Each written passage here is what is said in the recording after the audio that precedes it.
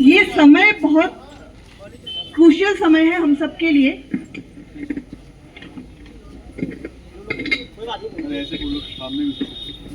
और इस समय में बहुत सारे चैलेंजेस हम सबके सामने हैं, हम देख रहे हैं, स्पेशली हम लड़कियों के लिए। लड़की होने के नाते मैं ये बात बोल रही हूँ कि हम लोग बिल्कुल सुरक्षित नहीं हैं, चाहे अपने शहर ही अल्मोड़ा की बात कर ले हम। अंकिता एक अंकिता नहीं है, ये हजारों हजार अंकिताओं का मामला है जो आज के समय निकल कर आ रहा है, और इसका मूल कारण पितृसत्ता है। सरकारें तो अपने आप में भ्रष्ट हैं, चाहे भाजपा की सरकार हो चाहे कांग्रेस की सरकार हो, दोनों ने राज्य का हाल बुरा किया, महिलाओं का हाल बुरा किया। इसके साथ ही हम मुलायम सिंह की सरकार को भी नहीं भूलते। जब उत्तराखंड राज्य का आंदोलन चल रहा था, मुलायम सिंह की सरकार ने महिलाओं के बलात्कार करवाए थे और उसके बाद कहा था लड़कों से गलती हो जाती है। तो ये मुलायम सिंह की सरकार ने जब उत्तराखंड बन रहा था, हम तब भी नहीं चेते, और अंकिता हत्याकांड हुआ है, जगदीश हत्याकांड हुआ, हेलंग आंदोलन हुआ, हम तब भी नहीं चेत रहे हैं। ये बहुत शर्म की बात है कि हम सब लोग 4 साल बाद भी अंकिता के न्याय के लिए मांग कर रहे हैं, और पता नहीं 4 साल बाद भी हम शायद यही मांग कर रहे होंगे, क्योंकि सरकार के कानों में आवाज नहीं पहुंचती। क्योंकि ये भाजपा की सरकार है, ये धामी डबल इंजन की सरकार, मोदी की सरकार है, जिनको कुछ सुनाई नहीं देता, जिनको कोई फर्क नहीं पड़ता, और ये आमादा है हजारों हजार अंकिताओं को पैदा करने में। ये चाहते हैं हर लड़की अंकिता बन जाए, ये चाहते हैं हर लड़की जो है फूलन देवी की तरह गोलियों से छलनी कर दी जाए। फूलन देवी ने अपना बदला लिया था, लेकिन उसके बाद सरकार के आदमियों ने मिलकर उनके खिलाफ जो रणनीति करी, उसके बाद सरकार भारत रत्न देने की बात कर रही है। उसका जो हत्यारा है, उस हत्यारे ने फूलन देवी को छलनी किया था, हम ये बात नहीं भूल सकते। लेकिन अभी भी आज के समय में भी सिचुएशंस नहीं बदली हैं, और सिर्फ सरकारों की बात नहीं है, पूरे समाज के ऊपर एक प्रश्न चिन्ह है। सरकारों को तो बेदखल कर देना चाहिए ऐसी स्थिति में, और 4 साल बाद भी ये सरकारें बेदखल नहीं हुई। हमारे पास वोट की ताकत है, लेकिन उसके बाद भी हम मोदी जैसी तानाशाह सरकार को चुन के ला रहे हैं, धामी जैसी तानाशाह सरकार को चुन के ला रहे हैं। ये हमारे ऊपर भी एक बड़ा तमाचा है। हम लोगों को चेत जाना चाहिए कि जो कॉलेजेस में जिस तरीके की राजनीति हो रही है, जिस तरीके की राजनीति शराब के नाम पे जो राजनीति हो रही है, मैं देख रही थी जब नैनीताल में एक रेप केस हुआ जिसमें आरोपी जो है मुस्लिम था, और उस्मान के खिलाफ यहाँ पे पूरी रैली निकल रही थी, और पूरे विश्व हिंदू परिषद ने यहाँ पर भारत उत्तराखंड बंद का आंदोलन किया, आह्वान किया था, और अल्मोड़ा बंद यहाँ पे किया था। शराब की दुकानें खुली हुई थी। आपके पास इतनी हिम्मत नहीं है कि आप शराब की दुकानें बंद कर सको। आप लोग किस बात की बात करते हो कि हम लोग न्याय देंगे? आपका न्याय तो यही है कि आप लोग जाके रेप करेंगे, आप लोग जाके बात करेंगे वहां पर कि हम लोगों ने उनसे बात कर ली है, हम उसके परिवार से मिलकर आ गए हैं, और 2 फोटो डाल देंगे सोशल मीडिया में। धामी ने क्या किया? धामी ने 2 फोटो कल सोशल मीडिया में डाली है। ये शर्म की बात है कि वो जाके फोटो डाल रहे हैं सोशल मीडिया पे, और आश्वासन दे रहा है कि मैं न्याय दूंगा। काहे का न्याय तुम लोग दोगे हम लोग को? तुम लोगों के पास में पॉलिसी मेकिंग की ताकत नहीं है क्या? तुम लोग नाम वीआईपी का नाम उजागर क्यों नहीं होने दे रहे हो? और नाम आ गया है सामने, तो तुम लोगों के पास में इतनी हिम्मत नहीं है कि उसको बेदखल करके, पार्टी से बेदखल करके जेल के अंदर डालो। लेकिन आप में उतना करेज है ही नहीं, क्योंकि आपकी वोट बैंक वहीं से है, क्योंकि वो पैसा खर्च करता है। रेखा आर्या का पति क्या बोलता है मंच से जाके दौलाघाट में आकर? वो बोलता है बिहार की लड़कियां 20-25 हजार में मिल जाती हैं। हम क्या खरीदे जाने के लिए लोग हैं? आज रेखा आर्या के पति ने ये स्टेटमेंट दिया, कल के दिन इनकी सरकार का कोई और आदमी जाकर वहां पर ये बयान दिया किसी और स्टेट में जाकर कि उत्तराखंड की लड़कियां 20-25 हजार में मिल जाती है। ये पूरी महिला समाज के ऊपर एक क्वेश्चन मार्क ये लोग लगा रहे हैं। बिहार के मुख्यमंत्री ने क्या किया? वो महिला का सरेआम हिजाब खींचता है। वो क्यों खींच रहा है? वो एक डॉक्टर है और वो नकाब खींच रहा है उसका, और पूरे हिंदू परिषद के लोग, पूरे भाजपा के लोग उसके समर्थन में खड़े हो जाते हैं कि भाई ये तो मुस्लिम है, ये बॉम्ब छुपा कर आई होगी। तो ये किसके ऊपर सवाल है? ये सरकार से हम लोग सवाल क्यों नहीं पूछते हैं? इन लोगों को हम सरकार से बेदखल क्यों नहीं करते हैं? हम लोग बेदखल करने की कोशिश करते हैं, लेकिन ये लोग वोट चोरी करते हैं हर बार। इनके पास वोट चोरी जैसा तंत्र इनके पास में आ चुका है। ये ईवीएम को हैक करते हैं, ये सारे तानाशाह लोग हैं, और इनके पास में सारी नीतियां हैं कैसे शराब के दम पर, कैसे महिलाओं के दम पर जो है वोटों को जीता जाए। हम लोग देख रहे हैं हम न्याय किससे मांग रहे हैं। हमारा समाज खुद इस लेवल पे जा चुका है। जेफरी एप्स्टीन जैसी चीजें हम लोगों के सामने आ रही है। जेफरी एप्स्टीन पूरी दुनिया में एक बड़ा खुलासा हुआ है, और जेफरी एप्स्टीन तो बाहर आया विश्व के रूप में एक बड़ा, जिसमें नेता, पॉलिटिशियन, सब लोग, बाकी तमाम लोग उसमें शामिल है। बिल गेट्स जैसे लोगों का नाम सामने आ रहा है, और अभी तक कोई कार्रवाई नहीं हुई, उसमें नाम छुपाए जा रहे हैं। जब जेफरी एप्स्टीन फाइल रिलीज होती है तो सारे ब्लैक नाम कर दिए जाते हैं, सारा प्रिंट जो है वो स्याही पोत दी जाती है, वैसा ही ये लोग यहाँ पर कर रहे हैं। ये लोग ब्लैक स्याही पोत के नामों को कभी गट्टू के नाम पे, कभी कुछ के नाम पे, नाम क्यों नहीं बाहर आता है? वीआईपी कमरे सबूत मिटाने के लिए हम कानून हमसे सबूत मांगता है, और इस सबूत के नाम पर, ताकि सबूत बाहर ना आ जाए, इनका कोई मंत्री या इनका कोई नेता न फंस जाए, ये इसके लिए वहां पर रातों रात पुष्कर सिंह धामी उस रिजॉर्ट के में बुलडोजर चलाता है। ये बुलडोजर सरकार है, और बुलडोजर के नाम पे इसने सिर्फ सबूत मिटाए हैं। हम लोग न्याय की मांग कर रहे हैं, लेकिन ये लोग न्याय देने वाले नहीं है, क्योंकि हमारा पूरा जुडिशियल सिस्टम, हमारा पूरा राजनीतिक सिस्टम भ्रष्ट है, बलात्कारी है, मनुवादी है, पितृसत्तात्मक है। इस बात को हमको याद रखना चाहिए कि हम लोग इनसे न्याय की उम्मीद नहीं कर सकते। हमको बस तख्त पलटने हैं, हमको इनके सिर से ताज छीनने हैं।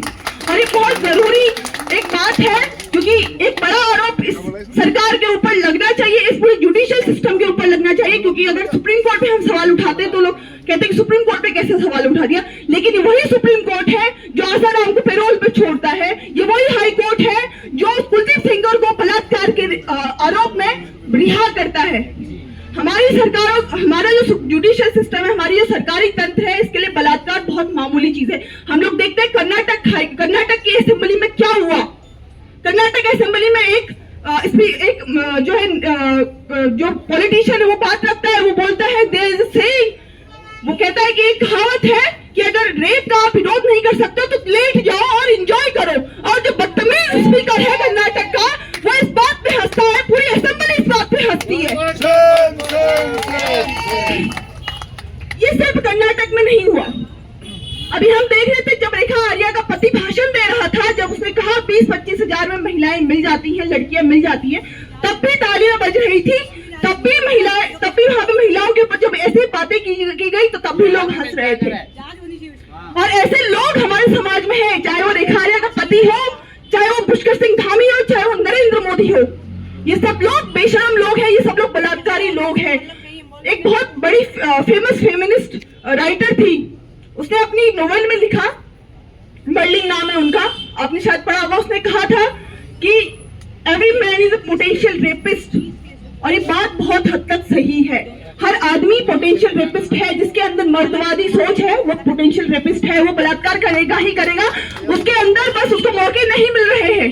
Otherwise everyone is a potential rapist, we should accept it, और I strongly agree with it. और ये बात सच है, हर किसी, क्योंकि आप देख रहे हो, अभी आप सड़क में निकल जाओ, अभी हम लोग अंकिता को न्याय देने के लिए रैली निकालेंगे ना, अभी आप निकल जाइए रास्ते में, आप जितनी तरफ से जाओगे, हर आदमी रेप की गाली देते हुए, रेप की धमकी देते हुए, गाली देते हुए निकलेगा यहाँ से। कोई आदमी ऐसा नहीं होगा जिसके मुंह में गाली नहीं होगी। आप कॉलेज में चले जाइए, कैसे किस तरीके से आपके छात्र नेता बात करते हैं, उनके मुंह से हर समय माँ बहन की गालियां निकलती है। माँ बहन की गालियां क्या है? ये रेप की ही तो बात है। हम लोग कितने असंवेदनशील हो चुके हैं। हम लोग रैली में भी निकलेंगे, मुझे नहीं पता कि आप लोग कितने लोग इस बात से अग्री कर रहे हैं या समझ रहे हैं, लेकिन अगर आप जाइए, आपके घरों में भी आपको ऐसे लोग मिल जाएंगे तमाम जो रेप से नीचे बात नहीं करते, उनको इन गालियों का मतलब भी अच्छी तरीके से पता होता है। इसलिए उसने कहा था कि every man is a potential rapist, और ये बात बहुत हद तक सही है। हम लोग देखते हैं ग्वालियर में क्या हुआ, जिसको स्मार्ट सिटी ये लोग बोल रहे हैं। आप अगर सोशल मीडिया स्क्रॉल करेंगे, मुझे नहीं पता खबरों में कितनी वो चीज छपी, क्योंकि मैं इस बीच मीडिया से बहुत दूर हूं और मैं न्यूज नहीं देख रही, क्योंकि ये सब लोग भाजपा की सरकार के जूते चाटने वाले लोग हो चुके हैं। हमको मीडिया पे शर्म आती है, और एक मीडिया में काम करने के नाते मैं ये बात को बहुत खुले तौर पे कह रही हूँ कि मीडिया अपने आप में बिक चुका है। हम लोग देख रहे हैं ग्वालियर की सड़कों में क्या हो रहा है। वहां पे योगा करती हुई लड़कियों की पेंटिंग्स बनी हुई थी, और उस तक को भी आदमियों ने छोड़ा नहीं है। उन पेंटिंग्स को भी, उनके वेजाइनल एरिया को स्क्रैच किया गया।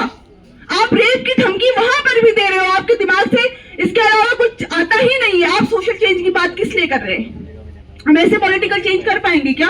अभी हम लोग अंकिता के लिए खड़े हो रहे हैं, लेकिन जब ये लोग शराब बांटने आएंगे, हमारे सारे वोट उनके पक्ष में जाएंगे। हम लोग शराब की दुकानों को बंद क्यों नहीं कर लेते हैं? हम लोग ऐसे वीआईपी के मुंह पे तमाचा क्यों नहीं मारते? जब वीआईपी का नाम सामने आ रहा था गाहे बगाहे, उस समय मुख्यमंत्री यहाँ आता है अल्मोड़ा में, हमारे ही शहर अल्मोड़ा में आता है, 2-3 दिन बाद की बात है, और उसका भव्य स्वागत होता है। क्यों नहीं मुख्यमंत्री को जूते पड़ते हैं हमारे मंचों से? भगाया क्यों नहीं जाता उसको?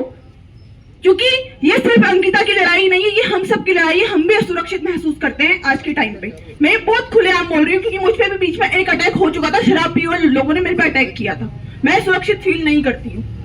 और पुलिस ने एफआईआर लिखने में बहुत देर करी। जब सर लोग आए तब उन्होंने एफआईआर लिखी। तो ये हमारा तंत्र है जो कि शराबियों के पक्ष में है, जो बलात्कारियों के पक्ष में है, जो मनुवादियों के पक्ष में है, जो ब्राह्मणवादियों के पक्ष में है। क्या ब्राह्मणवादी? What is ब्राह्मणवादी? क्या है ब्राह्मणवादी? आप समझते हैं? I protest. आपको स्वतंत्रता है, कीजिए आप। ब्राह्मणवादी क्या है? क्या है ब्राह्मणवादी? ब्राह्मणवादी. What is ब्राह्मणवादी? What is ब्राह्मणवादी? No, I don't agree with you. No. You apologize. You better apologize. What is ब्राह्मणवादी?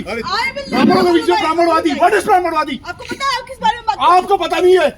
Shut your mouth. मैं ब्राह्मण नहीं हूँ। ब्राह्मण नहीं है नहीं, हमें नहीं मतलब है। What is ब्राह्मणवादी? अरे what is ब्राह्मणवादी? I strongly oppose. Every man is a, ये महिला every man is a potential rapist बोल रही है आदमियों के सामने।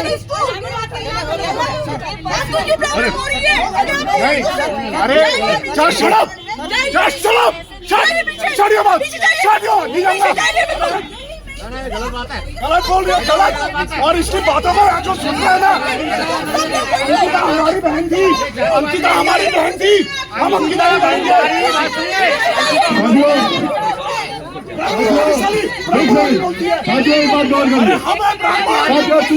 हमको ब्राह्मण होने पे।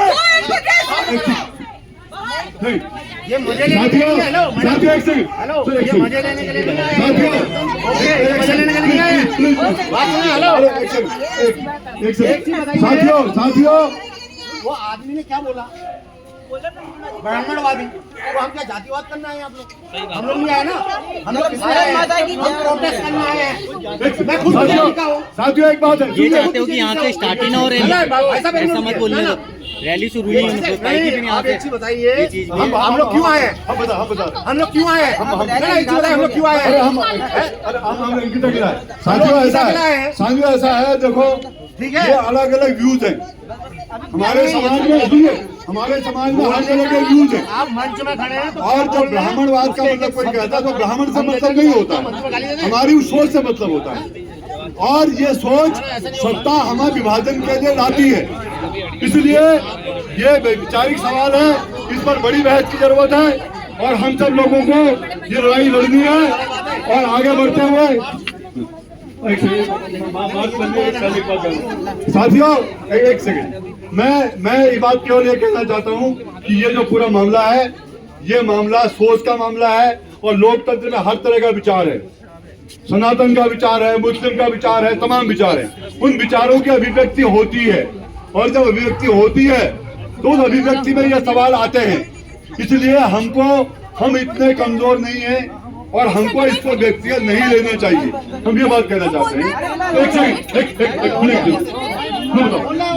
ये बातें व्यक्तिगत हैं और व्यक्तिगत सवाल पर इस पर बहस की जरूरत है और समाज में बड़ी बहस होगी और आगे भी होगी। और हमको बहुत छोटी छोटी बातों पर नहीं जाना चाहिए। ये वैचारिक बहस है, किसी दिन बैठकर इस पर बात की जाएगी, हम सब लोग बात करेंगे इस सब पर। इसलिए आज हम अंकिता के लिए आए हैं और अंकिता उत्तराखंड की बदहाली के लिए आए हैं, इसलिए हम लोगों को लगाना है और हम सब लोग